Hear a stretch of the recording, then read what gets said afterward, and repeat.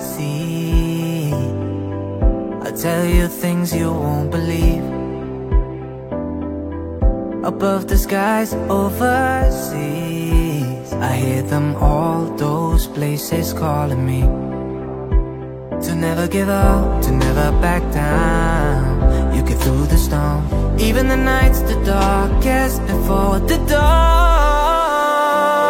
Live your life, live your dream.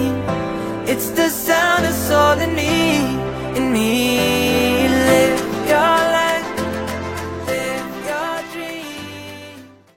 বন্ধুরা এই সেই জায়গা জগই মেট শুটিং হয়েছিল।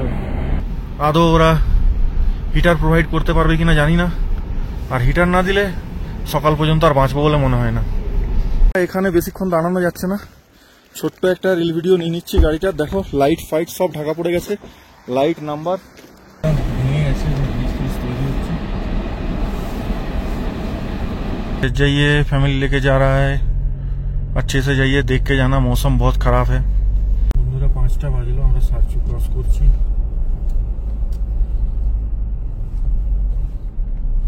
এখানে সব টুকিটাকি খাওয়ার জায়গা, হোমস্টে সব টাইপের রয়েছে, তাই অনেক গাড়ি দেখছি এখানে দাঁড়িয়েছে। এরপর একটা বোর্ড আসছে, দেখা যায় এখানে বোর্ডে কি বলে।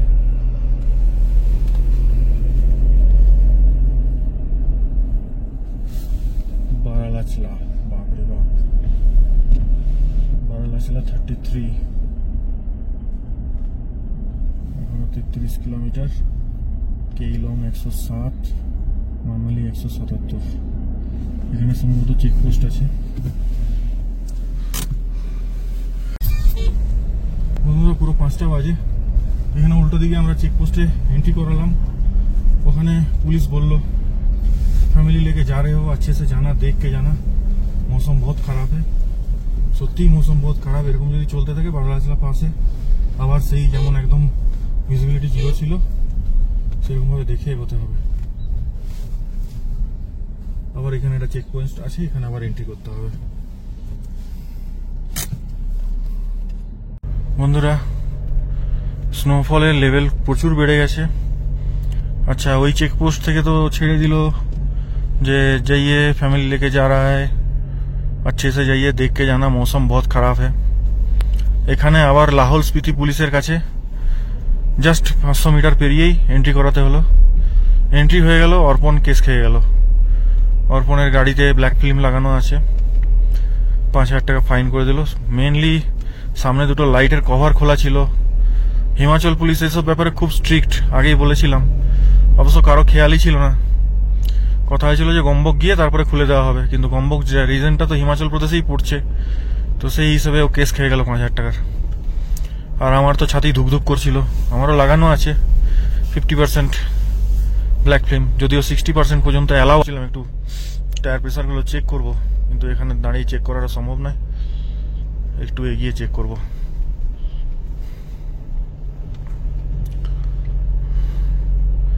ছাতি বহুত দুকদুক করছিল, অর্পণের পিছনেই আমি ছিলাম। তবে আমার এমনিতে টিন্টেড গ্লাস, মানে কোম্পানি থেকেই হালকা গ্রিনিশ, তার উপরে হালকা একদম 50% লাগানো আছে, যেটা রোড লিগ্যাল। এবারে সেই জন্য হয়তো কিছু বলেনি, কারণ দেখেছে তো আমার গাড়িও। যাই হোক, ভগবানের কৃপায় বেঁচে গেছি, আরও 5000 টাকার ধাক্কা লাগতো না হলে। ওনাকে অনেক রিকোয়েস্ট করা হলো, স্যার 4-5 किलोमीटर दूर से आया है, छोड़ दीजिए ना। अरे भाई तुम लोगों को पकड़ा नहीं क्या ब्लैक फिल्म के लिए? और की बोलवा, और কিছু বলার নেই। मतलब मेरे को क्यों देना है, सरकार को दो पैसा, मेरे को नहीं देना है। দিয়ে 5000 টাকার ফাইন করে দিল। তো যাই হোক, চলো এখন আমরা সামনের দিকে এগোই। চারপাশটা শুধু সাদা হয়ে গেছে, এরকম অবস্থা হয় বারালাচলা বেরোতে। একটু টেনশন লাগছে, কিন্তু বারালাচলা হচ্ছে একদম টপে, কিচ্ছু দেখা যাচ্ছে না, জিরো ভিজিবিলিটি।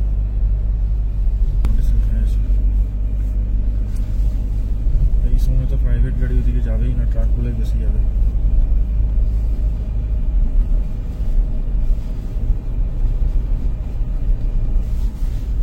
বম্বকে যে আমরা কি করবো সেটাই ভাবছি। এটা একবারে এক্সট্রিম লেভেলের স্নোফল হয়ে গেল।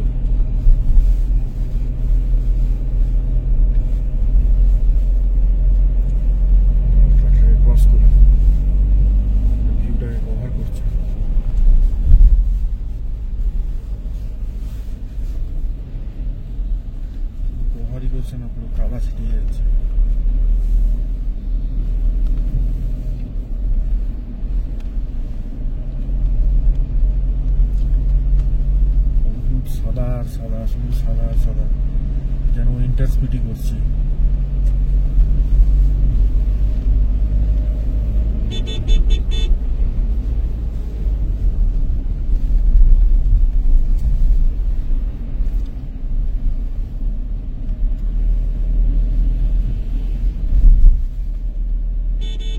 রাস্তা দেখে তো মনে হচ্ছে আমরা বারলাখলার দিকে যেতে চলেছি।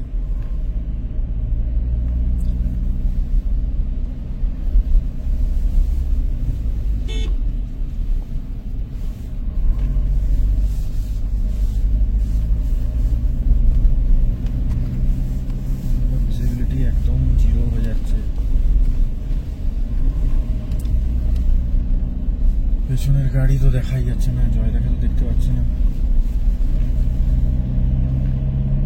ধরে আমরা বারলাখলাতে উঠছি, দেখো সামনে কিছু দেখাই যাচ্ছে না। আজ কন্টিনিউ আমাদের স্নোফল চলছে, সেই 2:30 থেকে স্নোফল চলছে আমাদের। এখন বাজছে 5:30, মানে 3.5 ঘন্টা ধরে আমরা স্নোফলের মধ্যে, স্নোয়ের মধ্যে ড্রাইভ করছি।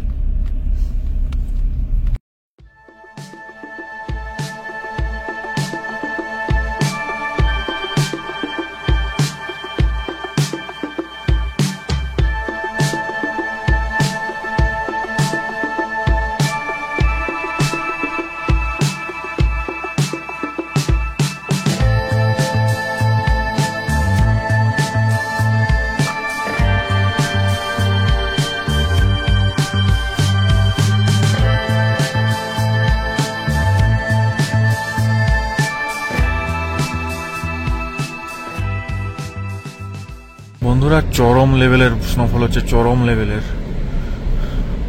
জাস্ট কিছু দেখা যাচ্ছে না, দেখো সব সাদা, চারদিক সাদা। আর ডিফোগার অন করতে হয়েছে, তাই একটু হাওয়ার শব্দ তোমরা পাচ্ছ হয়তো। ডিফোগার অন না করলে গ্লাস সঙ্গে সঙ্গে ভেপার হয়ে যাচ্ছে। বাইরে প্রচুর ঠান্ডা, 0 ডিগ্রি। স্নোফল কন্টিনিউ হচ্ছে এবং খুব জোরে হচ্ছে। তো স্নোফ্লেক্সগুলো একটু ছোট, বড় হলে সেই নাকিলা পাসের মতো পুরো গাড়ি সাদা হয়ে যেত। এখনো সাদা হয়নি, গলে যাচ্ছে সঙ্গে সঙ্গে গাড়িতে পড়ার সাথে সাথে। একদম চরম উপরে উঠছি।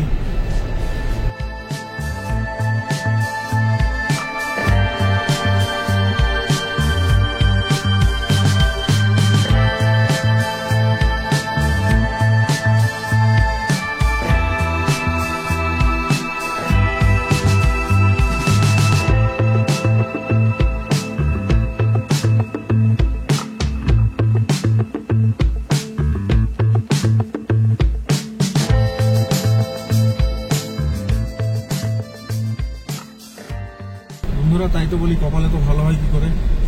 বারলাখলা এটা নয়, বারলাখলা এখনো 14 কিলোমিটার বাকি, মাত্র বোর্ড দেখলাম।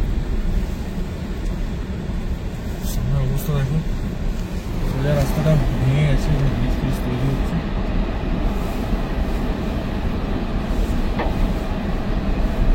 নিচে নিচে উপরে আসুন, নিচে নিচে নিচে।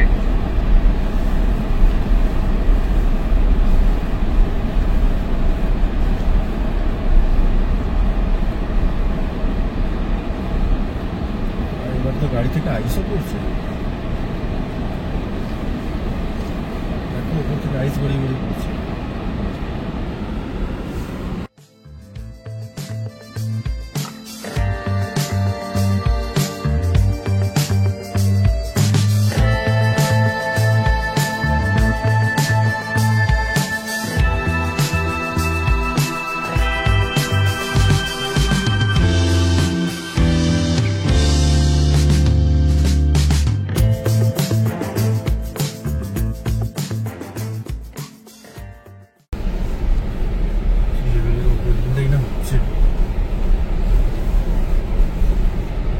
তবে এই ব্যাপারগুলো পার্সপেক্টিভ, আপেক্ষিক, ডিপেন্ড করছে কারো কাছে মজা, কারো কাছে সাজা।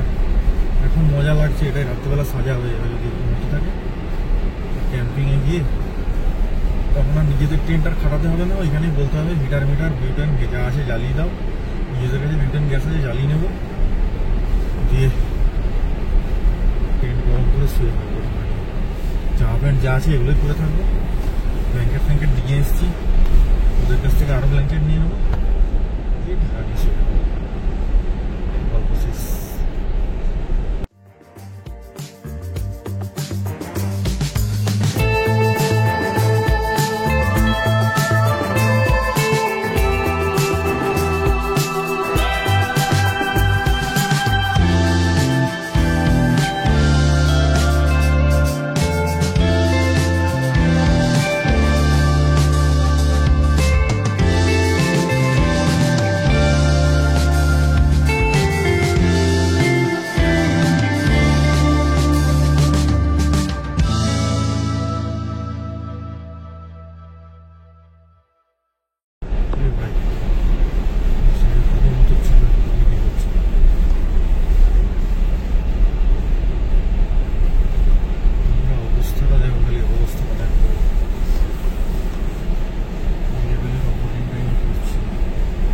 বন্ধুরা, এই জায়গাটা খুব স্পিডে পেরিয়ে এলাম, পাথর পড়ছিল উপর থেকে, সবাই সেফলি পেরিয়ে এসেছি।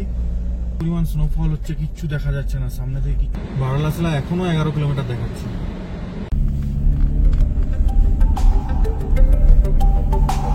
सफर कैसा है ये सफर, मंजिलों की न है कोई खबर। सफर कैसा है ये सफर, मंजिलों की न है कोई खबर। रास्तों से मेरी गहरी यारी हो गई, जो फर्ज से भरा था बस्ता वो भी खाली हो गया। बुरा है जमाना तू चल टकर न कर अगर मगर, कैसा है ये सफर, मंजिलों की न है कोई खबर। सफर कैसा है ये सफर, मंजिलों की न है कोई खबर। सफर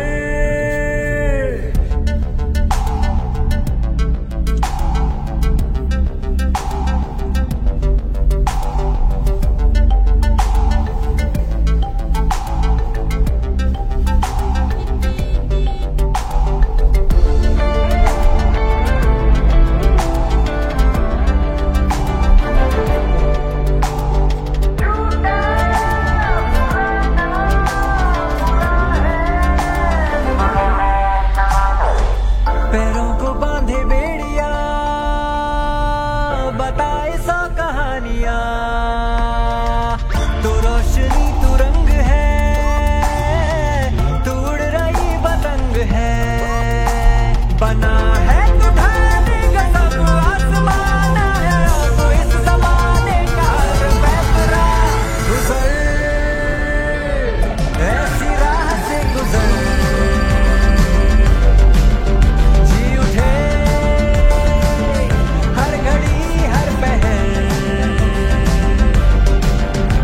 सफर कैसा है ये सफर, मंजिलों की न है कोई खबर। सफर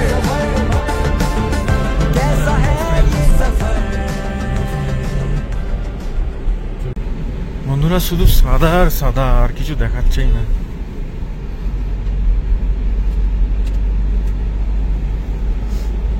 চারদিক শুধু সাদা, শুধু সাদা, চারদিক শুধু সাদা।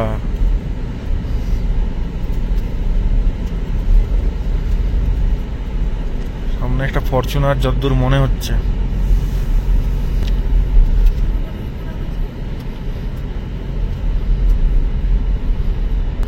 ধর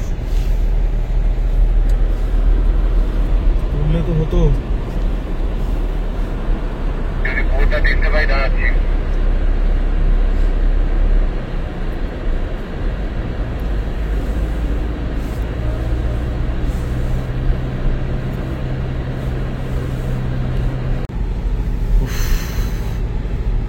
দুর্দান্ত দুর্দান্ত।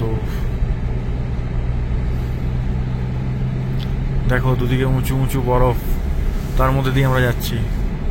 এ তো রীতিমতো সেই জব উই মেট সিন। গাড়ি ফাড়ি দাঁড়িয়ে ছবি তুলছে।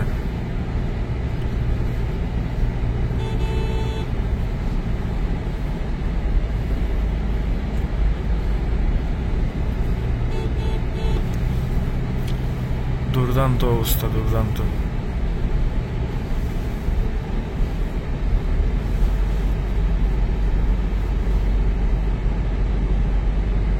বন্ধুরা কিছু দেখা যাচ্ছে না, শুধু সাদা আর সাদা, শুধু সাদা। সামনে রাস্তাটুকু একটু দেখা যাচ্ছে। ডিফোগারের আওয়াজে ডিস্টার্ব হচ্ছে বুঝতে পারছি, তার জন্য দুঃখিত, কিন্তু কিছু করার নেই। ডিফোগার অফ করে দিলে সঙ্গে সঙ্গে কাঁচটা বরফ হয়ে যাচ্ছে। কাঁচে রীতিমতো বরফ জমে গেছে সাইডগুলোতে। এ তো অদ্ভুত সুন্দর দৃশ্য গো। দাঁড়াও, এখানে কিছু ছবি টবি তুলতে হবে, তার ব্যবস্থা করি। চলো, তারপর কথা হবে। এখানে বেশিক্ষণ দাঁড়ানো যাচ্ছে না, ছোট্ট একটা রিল ভিডিও নিয়ে নিচ্ছি গাড়িটার। দেখো লাইট ফাইট সব ঢাকা পড়ে গেছে, লাইট নাম্বার কিচ্ছু দেখা যাচ্ছে না, কিচ্ছু দেখা যাচ্ছে না, আর চারদিক সাদা।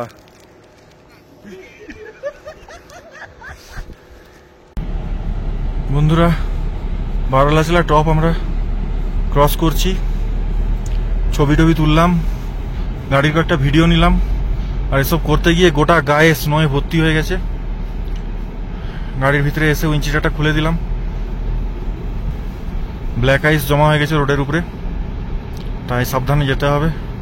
আর গোটা গাড়ির অবস্থা দেখো, গাড়ির উপরে প্রায় 2 ইঞ্চি বরফ জমে গেছে।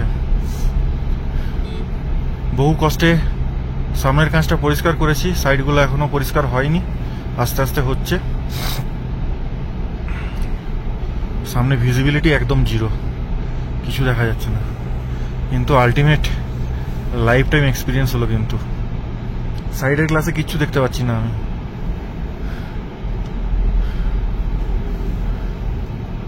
Life time experience, life time experience.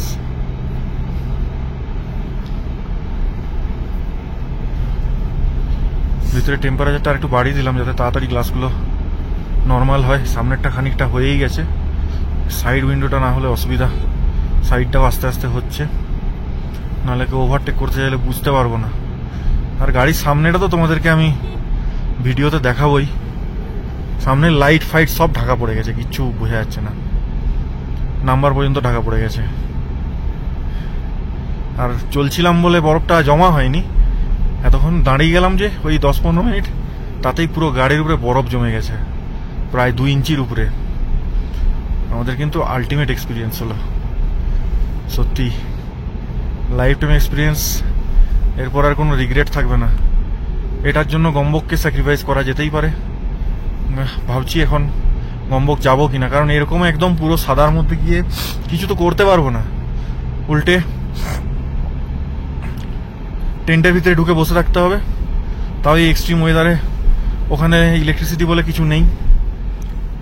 আদৌ ওরা হিটার প্রোভাইড করতে পারবে কিনা জানি না, আর হিটার না দিলে সকাল পর্যন্ত আর বাঁচবো বলে মনে হয় না। নিজেদের বিউটেন আছে, কিন্তু এসব করলে তো তাহলে সারা রাত জেগে কভার করে দিতে হবে। দেখো এদের গ্লাস ফ্লাস পুরো সাদা হয়ে গেছে বলে জানলা খুলে চালাচ্ছে, কিন্তু জানলা খুলে চালিয়ে কোনো লাভ হবে না।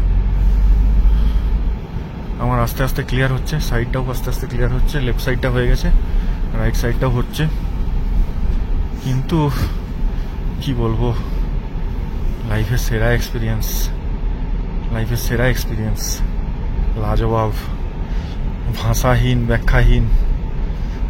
আর রাস্তায় কিন্তু পুরো ব্ল্যাক আইস। আমি দুবার পড়তে পড়তে রয়ে গেলাম। ওই বারালাচলা টপের যে বোর্ডটা ছিল ওর কাছে ছবি তুলতে গিয়েছিলাম, এত স্লিপ করছে। দাঁড়াও, গাড়ি এখানে 3rd গিয়ারে চালানো যাবে না, গাড়িটা 2nd গিয়ারে করে দিই।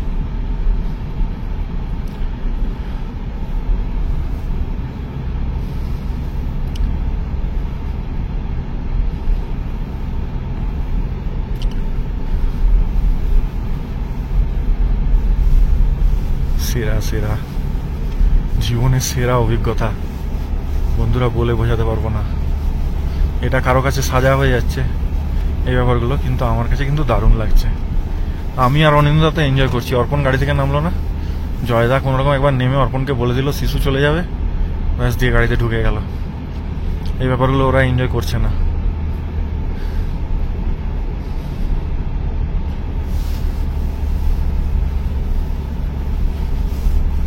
দারুণ দারুণ দারুণ, পুরো স্নোফল চলছে কন্টিনিউ।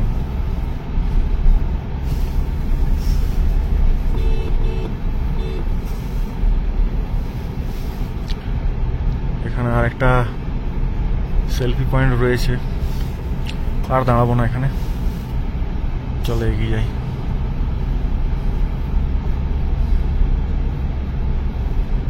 এখানটায় কিন্তু স্নোফল কম হচ্ছে, ওইখানটার মতো হয়নি। চলো এরকম রাস্তার কত দেখাবো, সামনে গিয়ে আরো নতুন কিছু পেলে তোমাদেরকে দেখাবো। টাটা।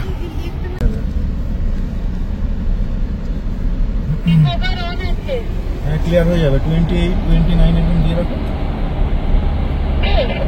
হ্যাঁ ক্লিয়ার হয়ে যাবে। আমার তো পুরো, আমি গাড়ি বন্ধ করে নেমে গেছিলাম না, পুরো বরফে সাদা হয়ে গেছিল, তো কিছু দেখতে পাচ্ছিলাম। এখন একদম ওকে হয়ে গেছে।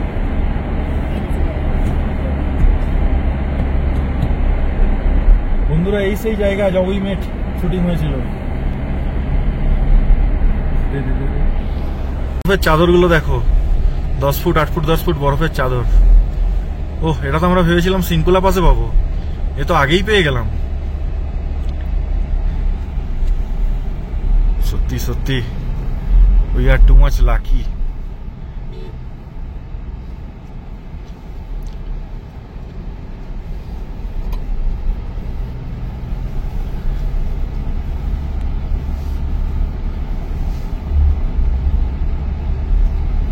দারুণ দারুণ দারুণ বন্ধুরা, দারুণ।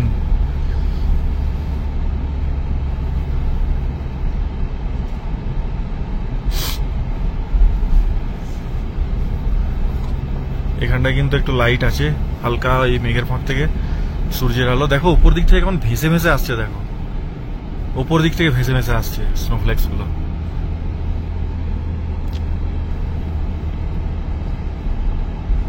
গাড়ি সেকেন্ড গিয়ারে দিয়ে ছেড়ে দিয়েছি, ক্রল করছে, বেশি দিচ্ছি না কারণ এখনো রাস্তায় কিন্তু ব্ল্যাক আইস থাকতে পারে, সেক্ষেত্রে চাপ হতে পারে। যদিও এটি টায়ার, নতুন টায়ার, কোনো চাপ হওয়ার কথা নয়, তবুও রিস্ক নিয়ে কি লাভ। জান্নাত জান্নাত জান্নাত দর্শন হয়ে গেল আমাদের। ও অসাধারণ অসাধারণ। কেমন লাগছে স্নোফল? এটাই তো দরকার ছিল। পায়েল এতটা আশা করিনি যে এত পাবো। সেটাই তো আমরা ভাবিনি, আমরা একবারের জন্য ভাবিনি যে আমরা এইরকম লেভেলের স্নোফল পাবো।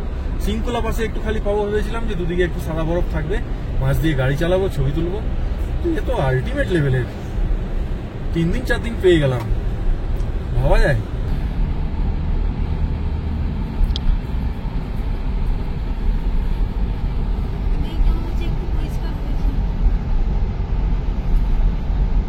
দারুণ দারুণ। এখন 6:30 বাজে, কিন্তু ওই যে আকাশটা পরিষ্কার হতে এখন যেন মনে হচ্ছে যে না, এখন বিকেল 4টা-5টা বাজে।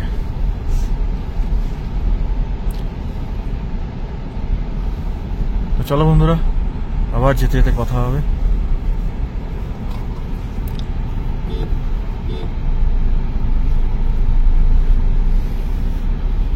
লোকজন বরফে দাঁড়িয়ে ছবি তুলছে দেখো।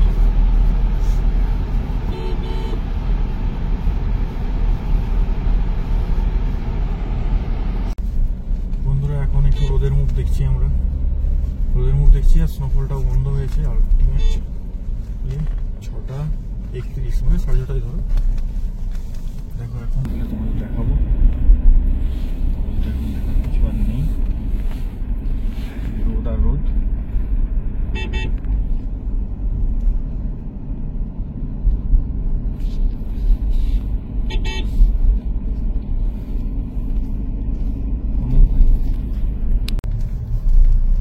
বন্ধুরা আমরা এখনই জিংজিং বার ক্রস করলাম, দ্য ওয়াল অফ হিউম্যানিটি। এখান থেকে অটল টানেল 91, কেইলং 52, পাতিসু 09। চলো এখন আপাতত আর স্নোফল হচ্ছে না। সামনে ভিউটা দেখো কি সুন্দর, উপরে পাহাড়ে বরফ, আর বাকি কত টেন্ট টাঙানো রয়েছে এখানে। সম্ভবত যারা কাজ বাজ করছে তাদের হবে এগুলো। নদীর ধারে, নদীতে জল সেরকম নেই, অল্প জল রয়েছে, সব কনস্ট্রাকশন চলছে, তারা এইসব টেন্ট ফেন্ট খাটিয়ে আছে আর কি।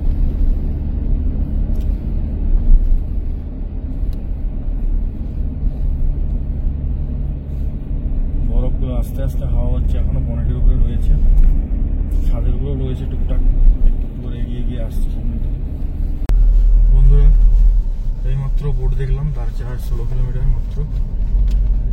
তো দারচা থেকে অ্যাকচুয়ালি পয়েন্টটা আলাদা হচ্ছে, দারচা থেকে রাইট সাইড আবার ঘুরে যেতে হচ্ছে গম্বরঞ্জনের দিকে 50 কিলোমিটার মতো। আর যদি গম্বরঞ্জন না যাওয়া হয় তাহলে দারচা থেকে সোজা ওইদিকে যেতে হবে, কেলং, মানালি বা সিসু, যেটা আমাদের ডিসাইড হবে। কারণ ওয়েদার থেকে দুজন তো অলরেডি ঘাবড়ে গেছে, আমি আর অনিন্দদা এখনো ডিসাইড করতে পারিনি কি করবো না করবো। দারচা পৌঁছে ডিসাইড হবে।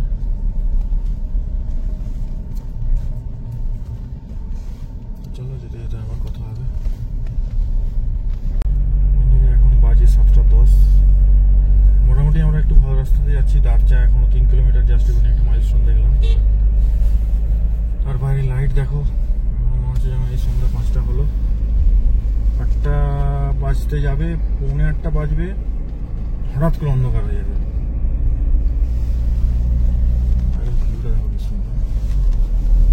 বাঁদিকে নদীটা রয়েছে একদম নিচে, ডান সাইডে গ্রিন পাহাড়, আর একদম সোজা সামনে হচ্ছে চন্দ্রদেব মাউন্টেন। আর স্নো আমাদের কাছে এখন আর অধরা নয়, অনেক স্নো দেখেছি। স্নো দেখে দেখে একদম স্নোফল হয়ে পড়েছি।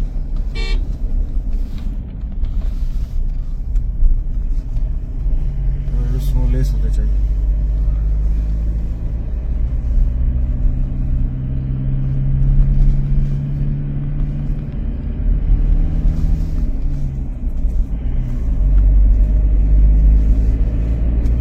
বন্ধুরা জাস্ট রাইট সাইড টার্ন নিয়ে আমরা শিশুর দিকে এগিয়ে চললাম। সোজা বেরিয়ে গেলে গম্বরঞ্জনের দিকে যেতে হতো দারচা থেকে। এখানে আবার এন্ট্রি হলো, হিমাচল পুলিশ এন্ট্রি করলো, best of journey, best of luck জানিয়ে দিল। এবার আমরা শিশুর দিকে এগিয়ে চলেছি। তো প্রশ্ন উঠতে পারে যে গম্বরঞ্জন কেন গেলাম না। এখন বাজছে 7:40, 7:30 থেকে আমাদের ডিসকাশন শুরু হয়েছিল গম্বরঞ্জন যাবো কি যাবো না। দুজন তো না করে দিয়েছিল, আমি আর অনিন্দা 50-50 ছিলাম। সিংকুলা বাসের হাইট দেখা গেল বারালাচলা থেকেও 1000 ফুট উপরে। আর বারালাচলাতে যে কন্ডিশন দেখে এলাম, সিংকুলাতে পৌঁছতে এখনো 1.5 ঘন্টা সময় লাগবে। তো সিংকুলা 1.5 ঘন্টা পর মানে হচ্ছে তোমার 9টা কি 9:30। ওই সময় তার আগে চেকপোস্ট পড়বে, যদি পেরোতে না দেয় তখন আমাদের সবকিছুই খুব গোলমেলে হয়ে যাবে। আর দ্বিতীয় কথা, এইরকম ওয়েদার যদি হয়, রাত্রেবেলা গিয়ে টেন্টে থাকা খুব টাফ হবে।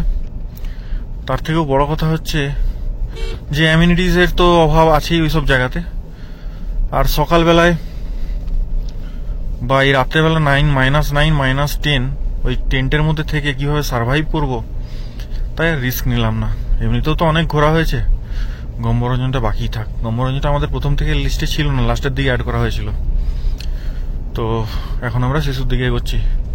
চলো, এরপর রাত হয়ে যাচ্ছে, এখন আর রাস্তায় তোমাদেরকে দেখানোর কিছু থাকবে না। একবারে শিশু পৌঁছে তোমাদেরকে আপডেট দেবো। শিশুতে আমাদের কালকে হোটেল বুক ছিল, আজকে একদিন আগেই চলে যাচ্ছি আমরা। তো জানি না রুম পাবো কি না, সেই পেলেও যেতে হতো আর না পেলেও তো যেতেই হবে।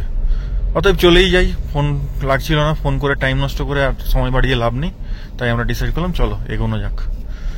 তো শিশু 110 কিলোমিটার প্রায়, পৌঁছতে 9:30-10টা তো বেজেই যাবে।